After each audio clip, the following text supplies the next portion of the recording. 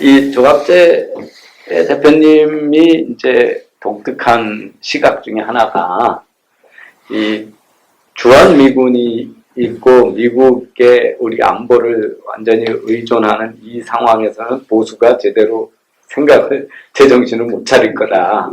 그래서 이스라엘 같은데 미국이 그렇게 지원을 해줘도 자기네만 원하면 미군 주둔할 수 있는데도 미국이 기꺼이 거기 중동이 얼마나 중요한 지역이야. 그리고 그 민주당이고 공화당이고 이스라엘 지지에 대해서는 흔들림 없는 입장임에도 불구하고 거기 미군 기지를 안 두는 게 이스라엘 사람들이 그리고 그렇게 어려운 위치에 있으면서도 이제 자기들이 나라를 지키겠다는 걸로 방합돼 있는 나라를 만드는데 우리는 이제 그렇다. 근데 그게 이제 요즘 친미 반중하면 나라가 사는 길이고 이렇게 주장하는 우리 보수의 대부분 시각하고 많이 다른 시각인데 어떤 의미에서 이 미국의 안보 우산 하에서의 우리 의존적인 생각이 큰 문제라는 생각을 하시는지. 한국 보수가 이런 식으로 택도 아닌 음모론에 빠져가지고 관념의 유의를 벌린다는 것 자체가 배가 부르다는 이야기거든요. 그러니까 보수의 제일 중요한 것은 특히 한국 현실에서는 안보 아닙니까? 안보가 보수의 아젠다로서 중요한 비중이 저는 최소한 50%가 돼야 된다고 생각하는데 그걸 미국이나 한미동맹 해구상 주한미군에 맡겨버리니까 거기에 대한 고민이 없어요. 그런데 말로는 그렇게 해. 그러나 절박하지가 않아요. 그 부분을 빼버리면은 보수가 핵심적인 가치나 지켜야 될 목표가 없어지고 그 없어진 데 들어가는 게 이기주의라든지 이런 게 들어가서 사소한 데 목숨 거는 정치를 하고 그 다음에 음모론을 즐기고 이렇게 되어버린다 입니다. 그러니까 한국 보수의 치명적인 약점은 목숨을 걸고 지켜야 될 가치가 없어요. 그러나 이스라엘은 목숨을 걸고 지켜야 될 것이 자기 자신이고 가족이고 사회고 국가인데 한국은 그걸 다 미국 다 해버리니까 미국 해주니까 절박하지가 않아요. 그런데 좌익은 권력을 잡는다는 목표가 뚜렷해요. 좌익은 목표가 확실한데 우파는 목표가 애매하고 그걸 미국이 다 알아서 해주고 그러다 보니까 엉뚱한데 사소한데 신경 쓰다 보니까 이렇게 타락을 해버렸다. 그러면은 어떻게 해결되려면 전쟁이 한번 떠나면은 살기 위해서 발버둥 친다. 그렇다고 일부러 전쟁을 불러들일 수도 없고. 그런데 내가 이 문제를 제기를 하면서도 제가 대책이 뭐냐가 안 나오는 거예요. 대책이 뭐냐. 대책이 뭐냐. 김정은 정권을 우리가 쓸어버린다? 그게 대책이 되는지. 그러니까 자주국방의 의지가 없어지니까 자유통일에 대한 의지도 없어요. 자유통일. 자유통일이라는 목표가 없어진 한국 보수가 이렇게 비참해졌다. 이겁니다. 그런데 이런 문제의식은 다 과거에 우리 선배 세대들이 가지고 있었는데, 그때는 그래도 그 사람들이, 그 세대가 6.25를 겪은 사람들이기 때문에, 있음에도 불구하고, 그래서 6.25 세대, 월남전 세대가 딱 군에서 다 물러난 다음에는 정말 전쟁을 치러본 없으니까. 그러니까 우리가 한때 1960년대, 70년대의 한국의 군대나 한국 국민들은 지금 이스라엘과 같은 점이 있었어요. 방공에 관한 근데 그 민주가 이걸 겪으면서 지금 물에 못 탄 듯이 되어버렸다. 안철수에 대한 생각은 어떠신가요? 2017년에 여론조사를 할 때 안철수가 문재인을 앞서가던 기간이 한 일주일이 있었습니다. 그때 홍준표 지지율은 한 5%대였더라고. 그때 나는 한국 보수 세력이 전략적 선택을 해야 된다고 봤어요. 그래서 안철수로 표를 몰아줬대요. 그래야 문재인을. 근데 좀 있다가 홍준표 지지율이 쫙 올라오더라고. 그 다음에 안철수 지지율이 내려가. 그 다음에는 그 주장을 할 근거가 없어져 버렸어요. 그러면은 단일화지, 단일화. 단일화를 해야 안철수 플러스 유승민은 뭐 안 될 테니까 그러다가 뭐 흐지부지 돼버렸어요. 그런데 나는 최소한 그런 고민은 했는데 그때 보수 세력이 무조건 홍준표 찍어야 된다는 거예요. 무조건. 그럼 이건 전략적 계산이 안 되는 사람들 아닙니까? 그러다가 나는 욕을 많이 먹었는데 결국은 그때도 개표 하루 전에도 홍준표가 됐다는 사람 많았습니다. 그 기억 안 나십니까? 예, 맞습니다. 홍준표가 됐다고. 20% 뒤지고 있는데도 홍준표가 됐다고 그럴 거예요. 아니, 홍준표를 찍으면은 문재인이 되게 돼 있는데 어떻게 홍준표가 되느냐, 완패해도 안 돼. 그 정치인들이 자기가 맞춘 것만 얘기하잖아요. 홍준표 대표도 그 헌재 탄핵 심판 하루 전에 부결될 거라고 자신있게 얘기하셨거든요. 그 재판관들 자기가 다 아는데 그게 몇 명인가요? 그분이 그게 5대 4냐 몇 대 몇이냐만 불분명하지 한 명인 잘 모르겠어서 이렇게 우리 그렇게 모든 거에 대한 적중률이 많지는 않은 것 같습니다. 그 윤석열 정부 지금 이제 1년 반 이렇게 지나면서 너무 지지율이 그냥 너무 형편없는데 그 다음에 이제 엑스포도 실패하고 강서구 구청장도 실패하고 말씀하신 대로 보수권은 음모론에 빠져 있고 거기에 대한 이제 또 이준석 신당 가능성, 분열 가능성 이런 게 막 있습니다. 이 내년 총선에 대해서 어느 정도 희망적이세요? 저는 한국 보수는 운동만 하고 정치를 안 해요. 좌익은 운동을 통해서 정치를 하거든요. 정치의 목적은 권력을 잡는 건데 한국 사람들은 운동, 논평하는 데서 끝내버려요. 정치를 해야 되는데 정치를 할 용기가 안 생길 거라. 정치를 하려면 그게 모든 걸 걸어야 되는데 윤석열 대통령이 뭐 다른 잘하는 부분이가 많은데 정치를 안 하잖아요. 정치를 못 하잖아요. 그게 좋은 얘기가 기자회견 안 하잖아요. 기자회견 안 한다는 것은 정치를 안 하게 안 한다는 거거든요. 대통령이 기자회견이라는 최고의 무기를 갖고 있는데 그게 나와서 국민들에게 단단히 설득할 자신이 없으니까 지지율이 오를 수가 도어 스태핑 하다가 그냥 없는 거죠. 그것도 뭐 하려면 계속 했어야 되는데 그게 보수 또는 보수 정치인의 요게 아까 말씀드린 자유국방을 포기한 것하고 딱 몰려 있습니다. 그러니까 권력 투쟁을 하는 거예요. 정치의 본질은 권력인데 오 대통령이 이야기했던 대로 정치는 피를 흘리지 않는 전쟁이고 전쟁은 피를 흘리는 정치인데 이게 같은 건데 전쟁하는 자세로서 딱 달려드는 사람들이 좌파고 우파는 그런 제3자적 입장에서 고경꾼 그러니까 좌파는 프로고 우파는 아마추어예요. 그런데 대통령부터 그러면 안 되지. 지금 간절함의 차이가 너무 클 것 같다. 절반밖에 없어요. 이분 성장 배경도 그렇고 이미 단임 대통령이고 무슨 이 당을 계속 그 정권 재창출하겠다는 그 자세도 불분명하고 근데 이재명은 재판 그때까지 끌어가지고 승리하지 않으면 죽으니까 간절함에서 양쪽에 차이가 있다고. 그런데 지금 내년 이제 정치판이 어떻게 흔들릴 거냐 하는 건데 지금 예상대로 4당 경쟁 구도로 갈 가능성이 있죠. 국민의힘, 민주당, 이준석 신당, 저기 누굽니까? 이낙연 신당. 네. 이런 식으로 4당 구조로 선거가 치러졌을 때 여소야대가 될 가능성이 있어요. 여소야대. 그러니까 과반수 정당이 하나도 없어지고 다 고만고만하게 되어가지고 그래 되면은 여소야대 정국이 되면은 일단 국회가 타협을 해야 저기 뭐가 되거든요. 그 시절이 우리가 88년, 89년에 있었다고요. 예. 1900. 예. 그때 정치가 꽤 재밌었습니다. 의외로. 그걸로 가는데 나는 지금 이준석 신당의 역할이 뭐냐는 거예요. 이준석 신당의 역할이 침몰하는 보수의 구명정이 될 수 있다라고 생각하는 사람이 있어요. 그러니까 본인이 그렇게 얘기를 본인은 그런 게 아니라 난 다른 사람이 쓴 걸 봤는데 그런 뜻하다고 봤어. 그러니까 이준석 신당이 만들어져 가지고 민주당으로 갈표를 흡수한다는 거지.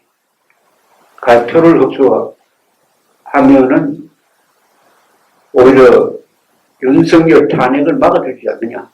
아니면은 이준석 신당이 없고 지금의 국힘으로 하면은 백석도 차지 못한다. 그래서 이준석 신당의 역할이 뭐냐.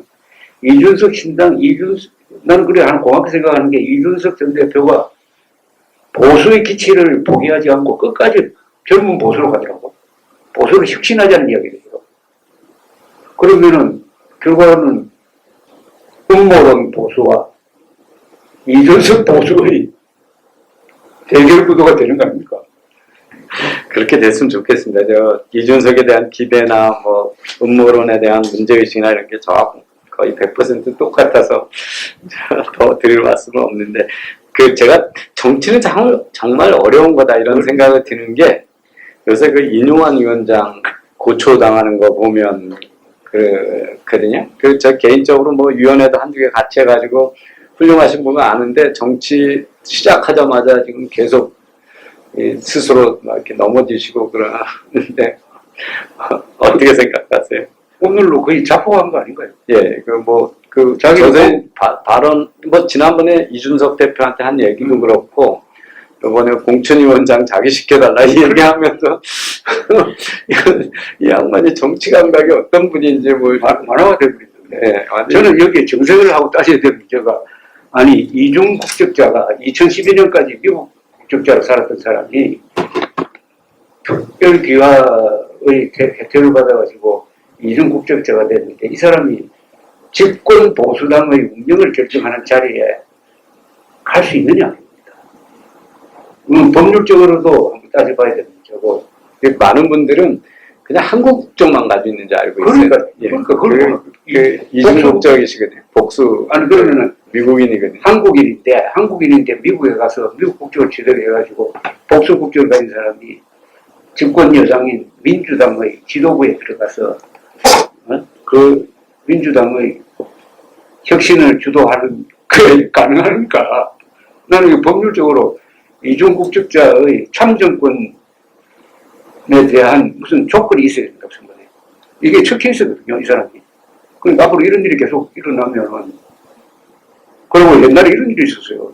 김영삼 정부 때, 그때 안기부 해외 담당 차장이 김정원 박사가 그럴 거예요. 이분이 이중국적 논란이 있었습니다. 이중국적을 만들고 우리 그래가지고 장관들 청문회 때 자식들이 미국 국적까지 있으면 그거 가지고 시비 걸고 낙마시키고 그랬잖아요. 그러잖아요. 근데 본인이 그런데 자식도 아니고. 근데 이상하게 초기에는 언론이 적극적으로 뒷받침을 하더라고. 예. 그죠? 예. 그러다가 점점 언론의 지지가 떨어지니까 오늘 막 이렇게 되어버렸는데, 우선 인요한 씨가 혁신하려고 하는 것의 대상은 윤석열 대통령의 스타일, 그리고 그 윤석열 대통령과 당과의 관계를 어떤 식으로 정리한다. 그건 이제 본질인데 본질은 다 피해가잖아요. 그걸 피해가고 오히려 내 뒤에는 윤석열 대통령이 있다는 식으로 이야기를 해버리니까 개혁의 대상이 모호해져 버린 거 아닙니까? 그리고 자꾸 이준석 대표를 그냥 감정의 문제로, 감정이 상한 사람으로 이렇게 무슨 정신병 비슷하게 몰고 가고 있으니까. 그래서 정치 참 어려운 것 같습니다. 그 기대를 모았던 분이 그냥 참 어렵습니다. 예, 한 달 사이에 그냥 그리고 한동훈 장관도 딱 정치를 하기 시작하면은 뭐 완전히 다른 무대입니다. 그럼요. 그래서 이준석 전 대표가 계속 경고하는데, 한동훈 장관 제일 좋아하는 사람들이 바로 부정선거 음모론을 하는 노인네들인데, 나오자마자 물으면 어떻게 대답할 건지 한번 관심 가져봐라, 뭐 이런 얘기 하더라고요. 예, 저는 이준석 씨에 대해서 아주 흥미로운 요새 관찰을 하고 있어요. 나는 이준석을 왜 이렇게 욕을 하느냐 이렇게 보니까 공통점이, 이준석 씨가 나온 토크쇼나 이런 걸 보고 욕하는 사람들도 없어. 이준석이 이런 말을 했다는 걸 그것만 기억해가지고 욕을 하는 거예요.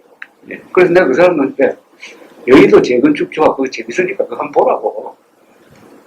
토크쇼에 나오는 걸 한번 보라고. 그 다음 책 쓴 거 있으니까 한번 읽어보라고. 직접 알고 한번 비판을 해보라고 그러는데 나는 그런 자료를 요새 이제 좀 모아서 보니까 되게 스마트한 사람이 의외로 준비돼 있고. 의외로 아니라 감탄할 정도로 전에 고려대학교에 가서 한 3시간 동안 토론하면서 질문을 받더라고요. 학생들이 별의별 질문을 다 하는데 거침이 없죠. 야 하나도 모른다는 이야기를 하는데 네, 거침이 없습니다. 나 같으면 그 반은 난 그건 모르겠습니다 이럴 텐데 모르는 게 없어요.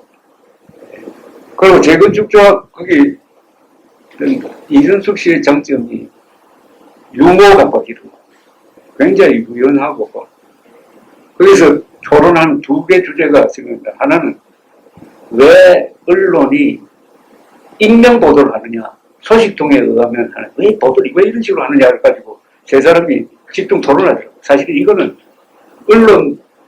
언론사에서 해야 되거든요. 기자협회에서 다뤄야 될 문제를 다루면서 앞에 딱 결론을 앞으로 언론기관이 자체적으로 룰을 정해가지고 선출직 공무원과 고위직 공무원은 절대로 익명 보도를 하지 않는다. 이런 원칙을 정했으면 좋겠다. 야, 그거 이야기 들으니까 고맙더라니까요. 이런 문제의식, 그게 문제의식이에요. 예. 저도 아마 이준석 비판한 사람들 중에서 맞짱 토론 해봐라. 그렇죠. 그러면 다 꽁지 내릴 거라는 그런 생각을 갖고 있습니다. 이렇게 이제 뭐 아까 정리하실 때가 되는 것 같다 뭐 이런 말씀도 하셨잖아요. 마지막으로 요즘은 뭐 워낙 언론 매체도 많잖아요. 그런데 어떻게 기자로서 이렇게 긴 세월 하신 인생을 이렇게 돌아보면 어떻게 생각을 하시는지 그리고 요즘 기자들에게 또는 젊은이들에게 한 말씀 해주시면 무슨 말씀을 하시고 싶으신지. 근데 사실은 이 한국은 기자가 특권이에요. 제가 가지고 있는 이런 정도의 실력이면은 다른 직업을 선택을 했으면 이렇게 주목을 받지 못해요. 그러니까 기자니까 오래된 산업공상체제에서 배운 사람, 지식인들을 떠받들어주는 이런 분위기 속에서 지식인 그룹에 들어가는 기자들이 과잉 평가를 받고 있어요. 과대 평가를 받고 있습니다. 그런 점에서 난 기자라는 직업을 선택을 한 게 나한테는 굉장히 행운이죠. 별로 재주 없으면서 여기까지 왔습니다. 그런데 우리 지식인들이나 뭐 이런 사람들이 굉장히 소홀하게 하는 부분이 있어요. 그거는 우리 민족사에 대한 이해입니다.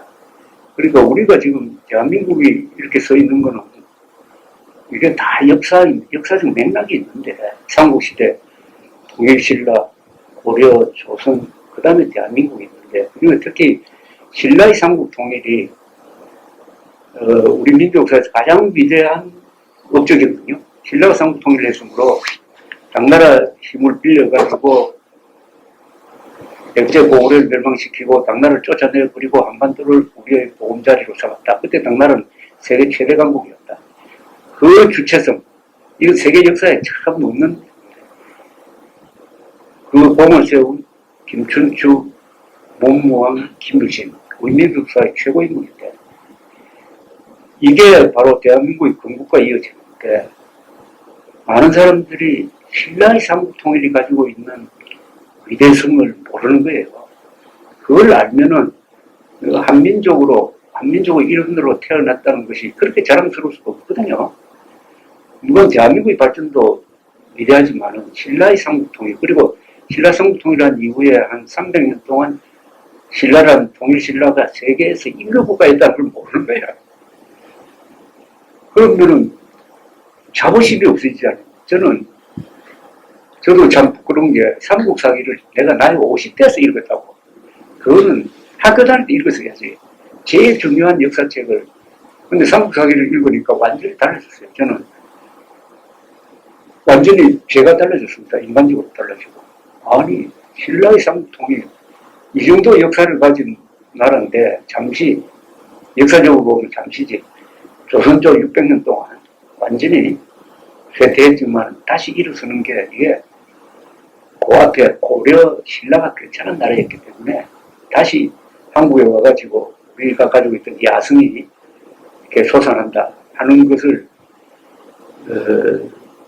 그게 우리가 하나의 국민 교양으로 알게 될 때 사람이 달라진다고 합니다. 그러니까 역사 속에서 우리가 그 인스피레이션을 얻어야 되는데 그게 굉장히 아쉬워요.